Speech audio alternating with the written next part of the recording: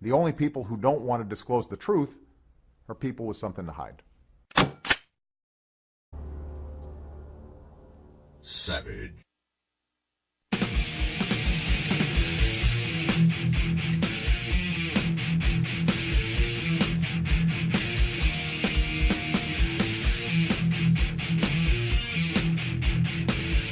It is the Savage Nation. We're talking about the revolution that's occurring in America. And make no mistake about it, this is being orchestrated by the White House, by Rahm Emanuel, by David Axelrod. Now, why do I suspect that is true? Why do I make such a bold accusation?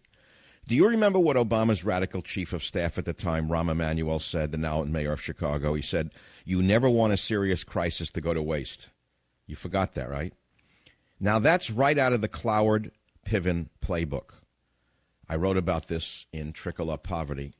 You got to read it. I don't want to read from my own book. I have too many books that I've written. The Cloward Piven strategy advanced socialism and advanced the socialist agenda in their own country. And the fact of the matter is, they're a husband and wife duo. They were lifelong members of the Democratic Socialists of America. And they advanced a method for pushing socialism, which was to leverage a manufactured crisis to advance the socialist agenda along with the redistribution of wealth. Plain and simple, this is what's going on right now. This is right out of the Cloward Piven playbook. And that's why Team Obama thrives on creating or leveraging crises by demanding quick action, which is a vehicle for socialist change. Quick action. Remember, the slowness of our Congress is the mark of a democracy. Quick change is what socialists like. That's what the Cloward Piven strategy is all about. In short, in order to usher in socialism, Cloward Piven taught this: make a crisis, make it publicly visible, make sure it involves disrupting some institutional or societal sector, and capitalize on the social unrest it produces. If that's not what's going on right now, tell me what it is. Tell me what it is. New York, WOR, Bruce, go ahead, please.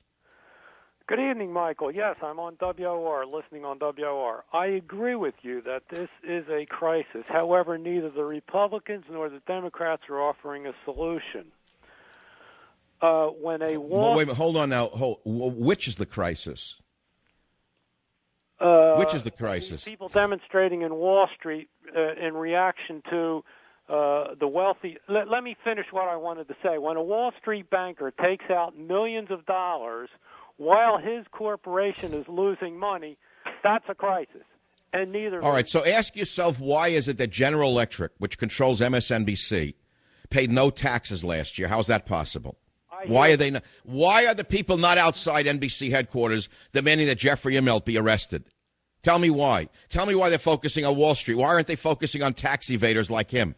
How could General Electric make $5.1 billion and pay no taxes? You have to ask yourself, what triggered this against Wall Street? You think that this is spontaneous? Are we going to have a conversation, or are you going to talk all the time? Oh, wait a minute. This is not your show. It's mine. You won't answer a question. Why are they not picketing NBC? They probably should be. And I agree with you that Obama and the quick change is very dangerous. However, how about changing? How about the $735 million that was given to a solar company last week at the last minute or a week before, and the brother-in-law of Pelosi sits on the board? Does that bother you? How about if we change corporate law? Whoa. I asked you a question. I'm talking about specifics rather than generalities, and that's why I know you're not sincere. I am giving you examples of people who should have protests outside their office. Why is Jeffrey Immelt above the law? Why are there no protesters outside Pelosi's office asking how she granted such a loan? Why can't we change corporate law so that the preferred stockholders decide how much money the CEO gets paid?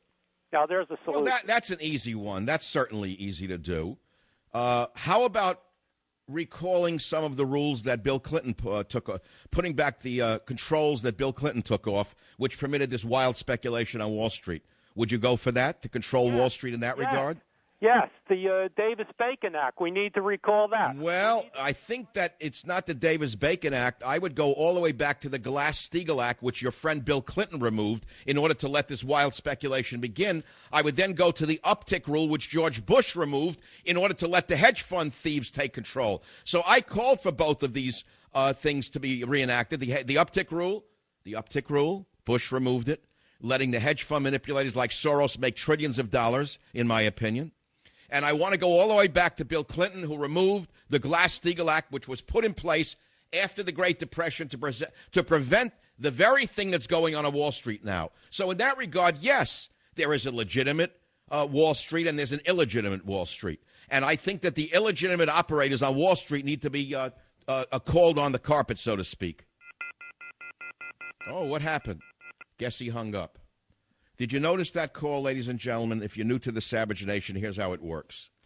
Since I am the most important media personality in America, since I know more about what's going on and have a greater grasp of the facts than anybody in the history of the media, I often get activists who work for the very opposition that I speak, who call this show and pretending that they're the average outraged man, and they try to disrupt the show by coming up with nonsense such as rules we never heard of or laws or this or that. I gave you two specifics. Did you notice he hung up?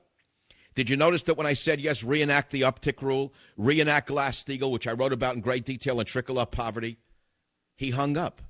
So he was not a truly outraged man who said that Wall Street is the problem. Did you understand what I'm saying to you? Does anyone listen to this show? What do you want me to just tell you family stories about Fat Al and Fat Al's tuna? What do you want me to just get up here and entertain you? Is that what you want, a comedian? I'm not going to be a comedian for you. You got a Russian Revolution going on in the streets of America. And unless you understand who your enemy is, and unless you understand who's behind these rabble, you're going to lose everything you own. You don't understand what's at stake. I do. I have never been wrong about international affairs. I told you Jimmy Carter would disrupt the Middle East to the extent that the Muslim Brotherhood would take over Egypt. Was I wrong? I told you that just as the fools in the media like that thing, Anderson Cooper, that creature from West Hollywood, who was excited because the boys of Egypt had tight dungarees and Blackberries, he thought that they were good. They weren't good. This was orchestrated by George Soros's money. Jimmy Carter and Brzezinski were the architects of the so-called Arab Spring, which I said to you when it occurred was the Arab darkness, the Arab winter. I told you that. I was right long before anybody else was right. And if you think it's over in the Middle East, you're mistaken. They're burning churches. They're killing Christians. It doesn't matter to you because you hate Christians, don't you, all you atheists? But when they come for the atheists, who's going to defend you? Right now they're coming for the Christians, but they're not coming for the atheists, but they're next. And it's the same in this country. You got to understand something. We are watching a revolution because we have a revolutionary in the White House. And he's not a good revolutionary. He's an evil revolutionary. He is a lifetime naked Marxist. That is my humble opinion, based upon his history, based upon the invisibility of his presidency, based upon the shady secret deals that he conducts every day of the week, based upon the criminality coming out of the White House, based upon everything I see. A man who refuses to show a valid birth certificate. A man who applies for college aid as a foreign student and then denies he's a foreigner. A man who has a Social Security number from a state he's never even lived in. A man who orchestrated the sale of murder weapons to Mexican drug cartels. A man who can be held in contempt of court, in fact, was held in contempt of court, Obama, for illegally obstructing oil drilling in the Gulf of Mexico. A man who requires all Americans to purchase a product from a third party, which is unconstitutional. A man who spent $1 trillion on so-called shovel-ready jobs and later admitted that there was no such thing as shovel-ready jobs. A man who abrogated bankruptcy law to turn over control of companies to his union supporters. A man who bypassed Congress one weekend to implement the DREAM Act through executive fiat, violating the Constitution. A man who granted a secret amnesty program that stopped the deportation of illegal immigrants across the U.S., including those with criminal convictions. Shall I keep going on? A man who demanded that a company hand over $20 billion to one of his political appointees and terminated America's ability to put a man into space. A man who encouraged racial discrimination and intimidation at polling places and refused to let the Justice Department investigate the Black Panthers. Shall I continue? I will continue because you're watching a revolution occur, but they are so skilled at what they're doing. They are so intelligent at their methodology that you don't even see it going on. It's as though it's occurring in slow motion. It's as though by sleight of hand, Obama and his communist cronies are inducting you into a state you will never be able to get out of. I'll be right back. The only people who don't want to disclose the truth are people with something to hide.